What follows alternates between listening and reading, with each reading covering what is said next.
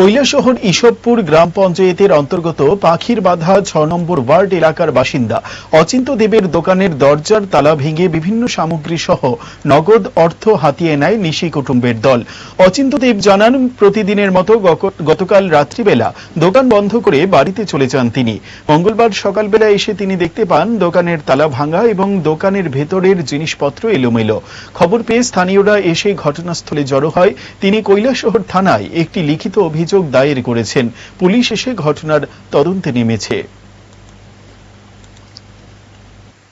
কালকে রাত্রে প্রায় 1টার পরে গেছে দোকান থেকে যাওয়ানোর পরে তোমার বৃষ্টিপাতের দিন কারেন্টও বুদ্ধ কাটছে। কাটার পরে তোমার রাত্রে দোকান চুরি হয়েছে। হইতে তো পারি না, রাত্রে দিন চুরি হয়েছে। সকাল টাইমে আইসি দোকান খুলতাম, ওই দিয়ে তোমার সবকিছু ভাঙ্গা। বিগত কিছুদিন আগে 4-5 মাস আগে একবার ছোটখাটো পিছন দিক চুরি করছে, তেমন একটা ইয়ে হয়েছে, কিন্তু কালকে বহু কিছু লেগে গেছে। হ্যাঁ, কি নিছে? দোকানে তোমার টাকা বেশি আছিল না, ক্যাশ আছিল 1300 টাকার মতো।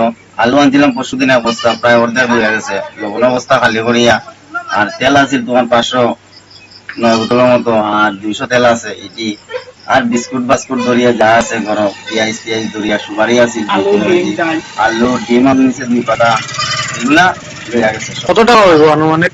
অনুমানিক ধরো 16-17 হাজার টাকা মতো।